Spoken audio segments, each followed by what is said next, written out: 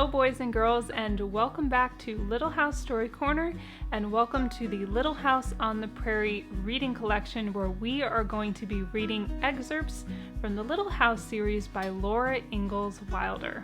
If you have not seen part 1 of Little House in the Big Woods, I will link that in the description box below, and you can also scroll through the videos and click on the playlist to find part 1. Today we're going to be reading part 2 from Little House in the Big Woods, called The Sugar Snow. For days the sun shone and the weather was warm. There was no frost on the windows in the morning. All day the icicles fell one by one from the eaves with soft smashing and crackling sounds in the snowbanks beneath. The trees shook their wet black branches and chunks of snow fell down. When Mary and Laura pressed their noses against the cold window pane, they could see the drip of water from the eaves and the bare branches of the trees. The snow did not glitter, it looked soft and tired. Under the trees it was pitted where the chunks of snow had fallen, and the banks beside the path were shrinking and settling. Then one day Laura saw a patch of bare ground in the yard.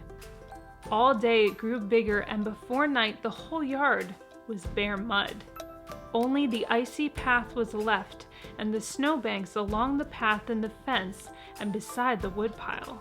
"Can I go out to play, Ma?" Laura asked, and Ma said, "May, Laura." "May I go out to play?" she asked. "You may tomorrow," Ma promised. That night Laura woke up shivering. The bed covers felt thin, and her nose was icy cold. Ma was tucking another quilt over her. "Snuggle close to Mary," Ma said, "and you'll get warm." In the morning the house was warm from the stove, but when Laura looked out of the window she saw that the ground was covered with soft, thick snow. All along the branches of the trees the snow was piled like feathers, and it lay in mounds along the top of the rail fence, and stood up in great white balls on top of the gate posts.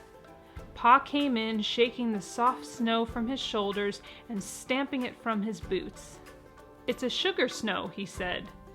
Laura put her tongue quickly to the little bit of the white snow that lay in a fold of his sleeve. It was nothing but wet on her tongue like any snow. She was glad that nobody had seen her taste it. "Why is it sugar snow, Pa?" she asked him, but he said he didn't have time to explain now. He must hurry away. He was going to Grandpa's. Grandpa lived far away in the big woods, where the trees were closer together and larger. Laura stood at the window and watched Pa, big and swift and strong, walking away over the snow. His gun was on his shoulder, his hatchet and powder horn hung at his side, and his tall boots made great tracks in the soft snow. Laura watched him till he was out of sight in the woods. It was late before he came home that night. Ma had already lit the lamp when he came in. Under one arm he carried a large package, and in the other hand was a big covered wooden bucket. "Here, Caroline," he said, handing the package and the bucket to Ma, and then he put the gun on its hooks over the door. "If I met a bear, I couldn't have shot him without dropping my load. Then he laughed. And if I dropped that bucket and bundle, I wouldn't have had to shoot him. I could have stood and watched him eat what's in them and lick his chops." Ma unwrapped the package, and there were 2 hard brown cakes, each as large as a milk pan. She uncovered the bucket, and it was full of dark brown syrup. "Here, Laura and Mary." And he gave each of them a little round package out of his pocket. Then took off the paper wrappings, and each had a little hard brown cake with beautifully crinkled edges. "Bite it," said Pa, and his blue eyes twinkled. Each bit off a little crinkle, and it was sweet. It crumbled in their mouths. It was better even than their Christmas candy. "Maple sugar," said Pa. Supper was ready, and Laura and Mary laid the little maple sugar cakes beside their plates while they ate the maple syrup on their bread. After supper, Pa took them on his knees as he sat before the fire and told them about his day at Grandpa's and the sugar snow. "All winter," Pa said, "Grandpa has been making wooden buckets and little troughs. He made them of cedar and white ash, for those woods won't give a bad taste to the maple syrup. To make the troughs, he split out little sticks as long as my hand and as big as my 2 fingers. Near one end, Grandpa cut the stick half through and split one half off. This left him a flat stick with a square piece at one end. Then with a bit he bored a hole lengthwise through the square part, and with his knife he whittled the wood till it was only a thin shell around the round hole.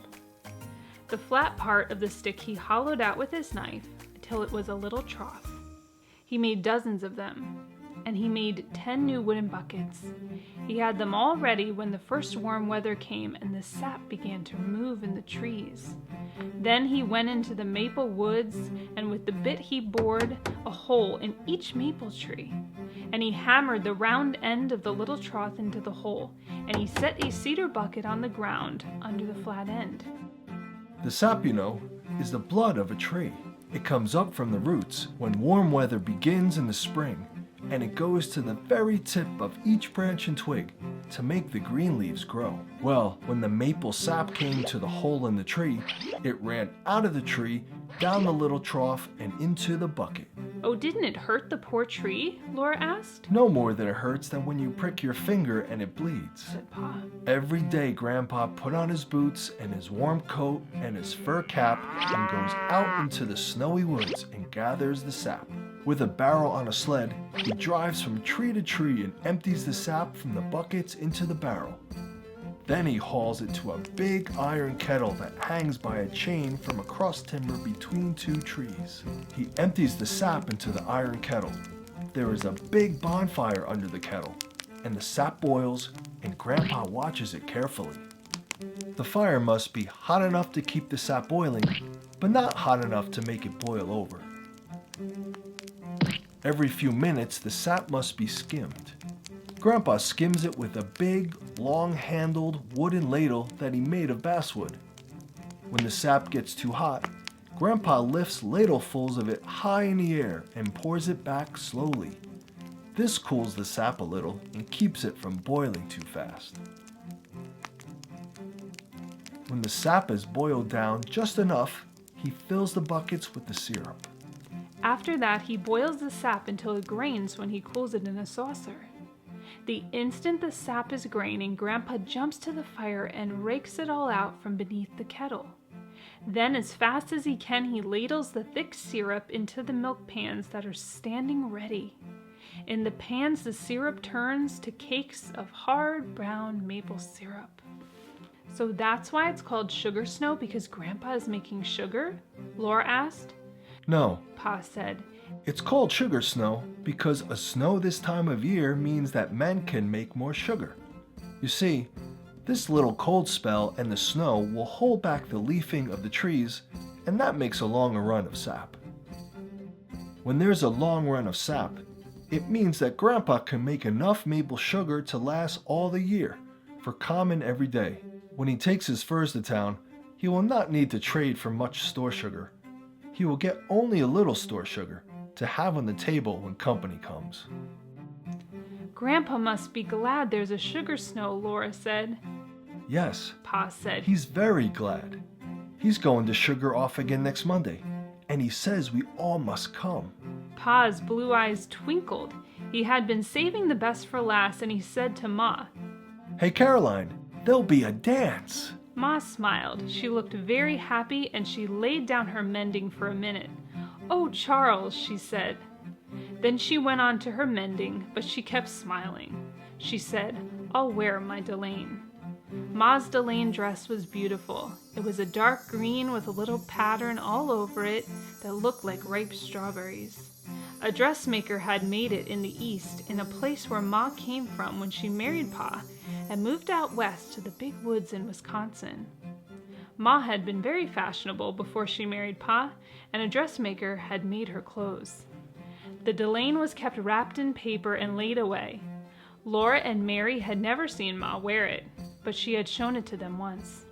She had let them touch the beautiful dark red buttons that buttoned the basque up the front, and she showed them how neatly the whalebones were put in the seams inside with hundreds of little crisscross stitches.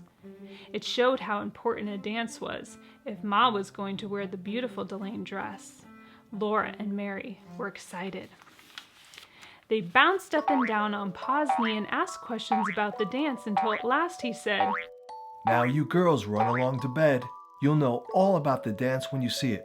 I have to put a new string on my fiddle."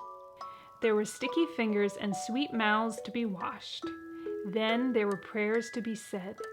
By the time Laura and Mary were snug in their trundle bed, Pa and the fiddle were both singing, while he kept time with his foot on the floor. "I'm Captain Jinks of the Horse Marines. I feed my horse on corns and beans, and I often go beyond my means, for I'm Captain Jinks of the Horse Marines. I'm captain in the army."